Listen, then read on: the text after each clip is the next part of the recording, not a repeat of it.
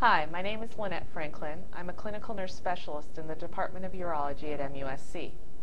Today I'm going to review with women how you would self-catheterize in the event that you needed to use a catheter to empty your bladder. First of all, I want to acknowledge that it must be very terrifying to be told that you're going to have to catheterize. This is not something that you usually do, but I want you to know that many people catheterize, some from birth and some don't need to learn it until they're adults. So first of all, it's okay to be afraid, but I also want to congratulate you for making the choice to learn more about how to do it and seeking professional help. This video in no means is to exclude you from talking to a healthcare professional. I'd like to advise you to find a urologist, urogynecologist, or other provider in your area who can help you. Catheters are prescription items, and this should not be done as an experiment. Here we have a mannequin of a female pelvis. I just want to help you look and identify what's down here. First of all, if you spread your legs, the first thing you'll see is your labia. There's two sets of labia. Your labia majora, which is a thick, puffy, lip-like area, then your labia minora. As we change with age, this area may become thinner and might not look quite as open as this area. When you separate your labia, if you hold at the 2 and 10 o'clock position, the first thing you'll see is your urethra.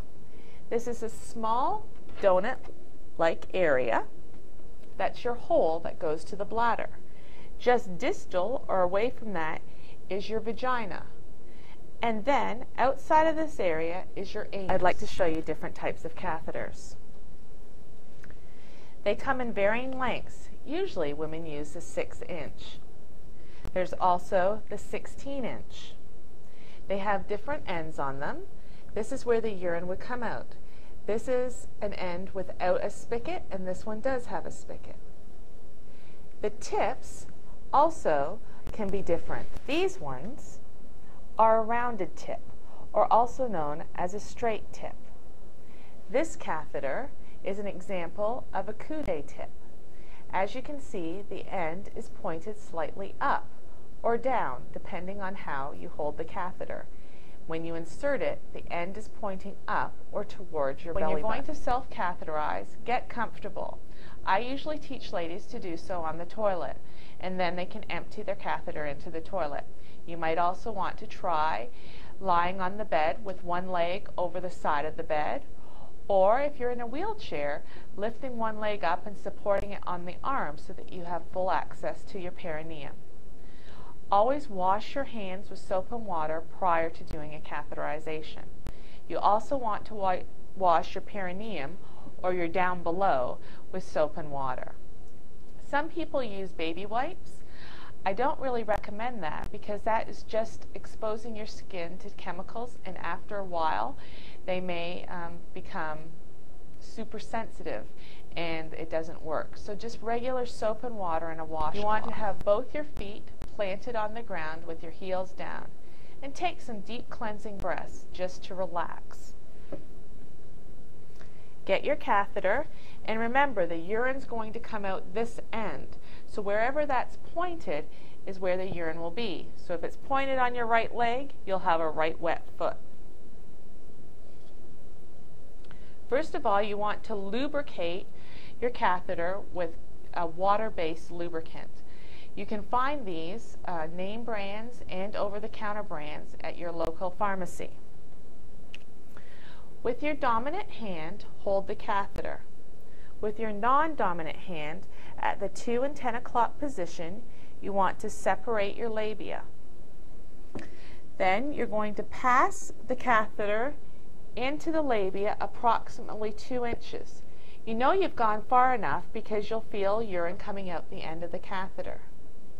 Now, I looked, but if it's you as a patient, what you can do is place your hand to hold your labia open, feel for your vagina, and then move up. That small donut piece of tissue is the urethra, and that's where you want to aim.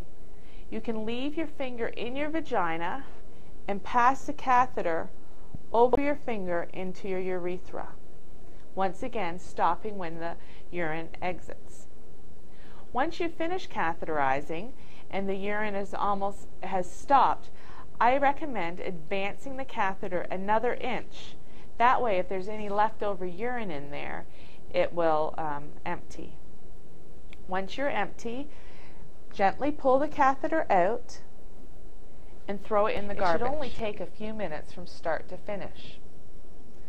You may experience some pain or resistance. If you do, I recommend do not try to jam the catheter in. You can make what is known as a false passage.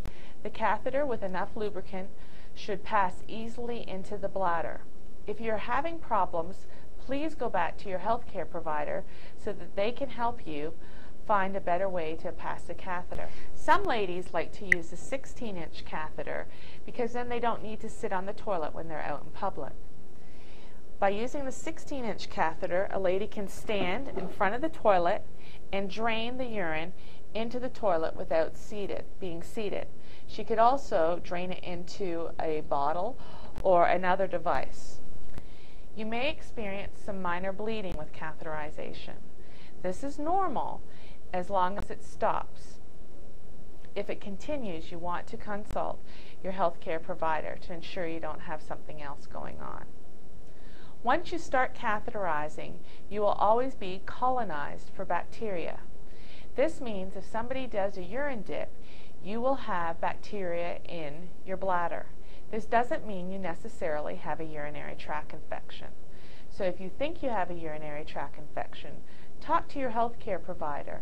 Different signs and symptoms of a urinary tract infection when you catheterize are back pain, fever, nausea and vomiting, abdominal pain, or increased discomfort.